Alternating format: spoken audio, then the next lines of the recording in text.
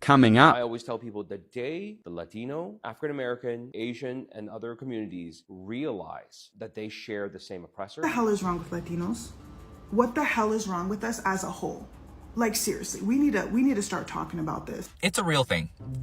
And it is only further perpetuating the division between our two communities and contributing to the overall oppression of our two communities.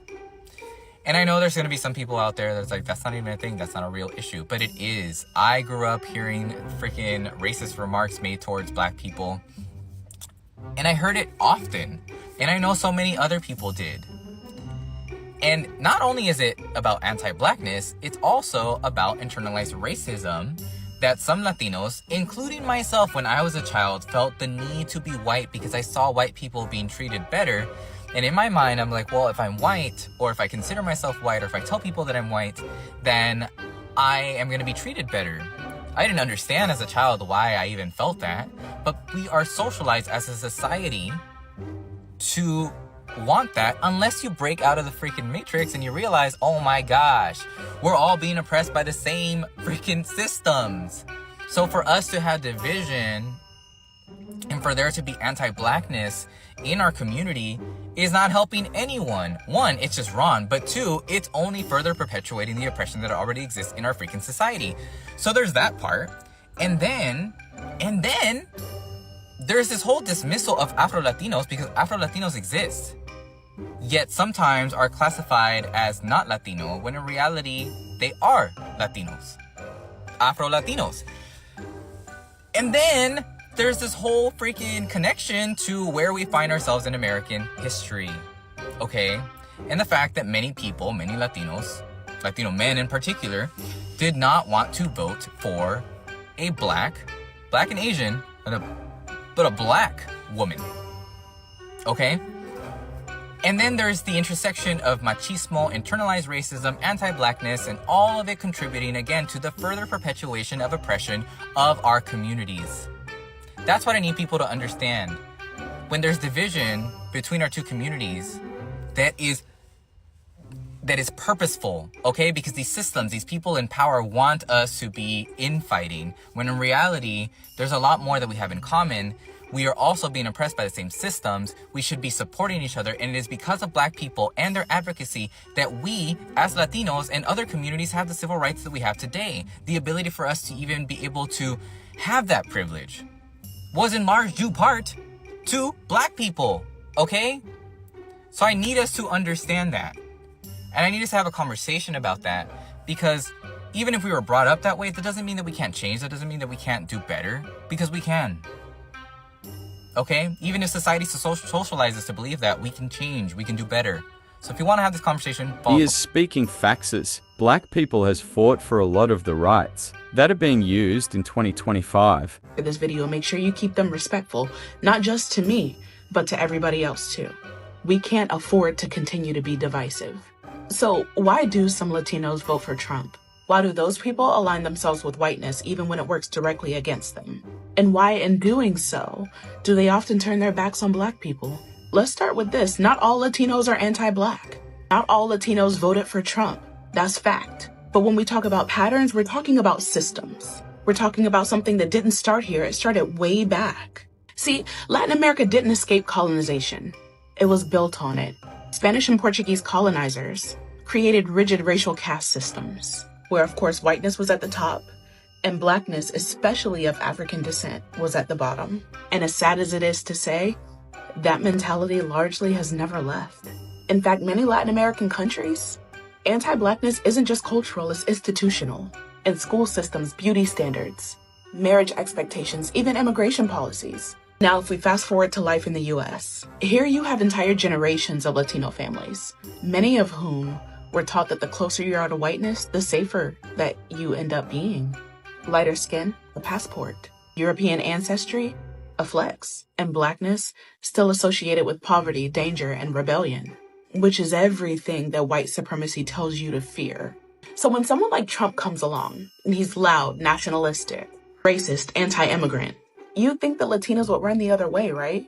But here's what we saw. For those who've internalized anti-blackness, Trump represents order, power, a place to hide. And if your survival has always been tied to not being Black, you'll throw us under the bus just to get a seat on it. And we all know it's not about politics, it's about identity. Because many Latinos their whole lives have been told that if they align themselves with Blackness, it's an automatic failure. That it means going backwards, that it means becoming the problem. When they see Black people taking up space, demanding justice, organizing, protesting, taking pride in being unapologetically Black, they reject it. Because they, like most of us, have been taught to fear what you don't know. And if you've never been allowed to know your own history, to embrace your Afro roots, to unlearn that colonial shame, then yeah, of course you'll see Blackness as a threat instead of freedom. So no, we're not going to group all Latinos together. We can't. But we are going to talk about the history, the erasure, the fear. Because some of y'all aren't choosing Trump. You're choosing distance. Distance from Blackness, distance from yourselves. But what you're running from might just be your key to liberation. And if we don't talk about that, we're not building bridges, we're building silence. And I refuse to be quiet about it. She pointed out very major points of how everything is going on right now. I don't know who needs to hear this and how many times I need to say it, but I just want to let you guys know that when Black people make something, they make a film or a TV show, and Latinos come out and say, well, what about when will Latinos get a turn? When will Latinos get a turn? That it's inherently racist, and especially because it plays into the erasure of Afro-Latinos.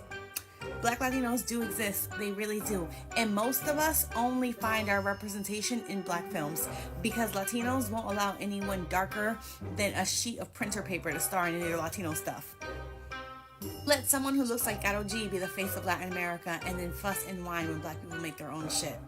You fuss and whine about representation and wanting Latino representation, and then when a Black Latino like Jerrell Jerome's wins an Emmy, right? And then you whine about how no Latinos win Emmys, and everyone's like, well, what about Jerrell Jerome? And then you go, well, not a Black one. We obviously didn't mean a Black one. And ironically enough, it's really funny because in Sinners, I kept thinking, hey, the number one problem here in this film is that the Black people were too understanding, too compassionate, and too welcoming to strangers, right? They should have never let Haley Steinfeld's ass in there. And they let her in there out of the good graces of trying to show someone compassion, even though white people had never shown them compassion in return. And you are literally doing that right now, asking and demanding that Black people be open and compassionate and share their spaces and their stages with you, even though when the foot is on the other side and you're making a Latino anything, you don't invite Black people. You don't make sure, oh, let's make sure that we have Black people representation. You don't do that. 50 movies starring all white people come out a year, and it's quiet, and it's not until Black people do something that all of a sudden Latinos want something too. How dare the Black people do it and not give it to us first? Don't care, and you don't dare to ask the white man for shit, but you sure will demand something from the Black people. This situation really confuses me. Why can't we all be friends? Seen Sinners, okay? Don't get on. But people are tagging me in videos of Latinos talking about, what about us? What about you? What about you? Let's be real. What the fuck about you? If you wanted to make a movie like Sinners, you need to find you a Latino producer and a Latino backing with money, a Latino full cast, and make the fucking movie. I'm sick of every time Black people do something for Black people and make ways for Black people, other fucking races are talking about, all I want to say is that they don't really care about us. What the fuck about y'all? You want some shit? Go make that shit happen. Stop looking for Black people to pick up everybody off the fucking ledge. Damn, y'all can't let us have shit. Every time I turn around, it's another fucking race bitching and complaining about what Black people aren't doing for them. Get your shit together. Get your people together, get the fuck up, find the money, find the grants, make your own fucking way. Haven't we done enough for y'all asses? Okay, I'm going back to bed. Sea un poquito más latina, como un poquito. So then here comes the part where I'm more latina. Because el prototipo de la mujer latina, with all due respect, es una mujer como tú, como Jenny. First of all, I love Amara La Negra. I love how she uses her platforms to speak up about Afro-Latinidad. And in this interview, she made such a good point. We have two well-known Spanish channels across the US and Latin America. And you will rarely see them cast Black people for their novelas, for their shows, interviews. And then you can see the lack of inclusion that exists within the Latino community. I always tell people the day the Latino, African American, Asian, and other communities realize that they share the same oppressor is the day we start winning. But the problem is our communities are divided. For Asian Americans and for African Americans, we probably have one of the worst relationships between any community. Well, I bet you a lot of Asian Americans too in my experience, don't even realize that if it wasn't for the civil rights movement, there would not be 22 million Asian Americans in this country. Thank you. What I have been trying to teach the Asian community is like, friends, do you understand that your success, your prosperity, your civil rights that you enjoy right now was paid for with Black blood? This is a guy with a lot of sense. I'm gonna take a sip of my morning coffee before I say what I'm about to say. You know what? Who cares? What the hell is wrong with Latinos? What the hell is wrong with us as a whole? Like seriously, we need to start talking about this. It first started with over half of us, 60% to be exact, voting for the orange tyrant, voting against our own people, our own interests, and we're seeing how that is playing out. You know what? We're not going there. Then the Latinos had the caucasity to go on Beyonce's internet, attacking Black people for not rioting in the streets like they were doing during the Black Lives Matter movement on our behalf, when it was the consequences of our own actions that got us here in the first place. Like, how are the caucasity? Like, seriously, that is caucasousness. And to add insult to injury, there are Latinos going on Beyonce's internet, attacking Sinners, Ryan Coogler's masterpiece, because there wasn't Latino representation. First of all, don't come for Ryan Coogler, okay? Because while Latino people are just bending the knee and kissing and licking boots just to get invited into the room, let alone a seat at the table, Ryan Coogler was like, F that table, I'm gonna make my own table. Beyonce was like, F that table, I'm gonna make my own table. And they now are inviting their own people to these tables for these opportunities. And you have the caucasity, because that's what it is. Y'all acting like the white people that they want to be so damn bad to be accepted by so damn bad because there's not Latino representation. Y'all are confusing representation with the showcase that was Sinners, the history lesson that was Sinners. Like, it's not the same.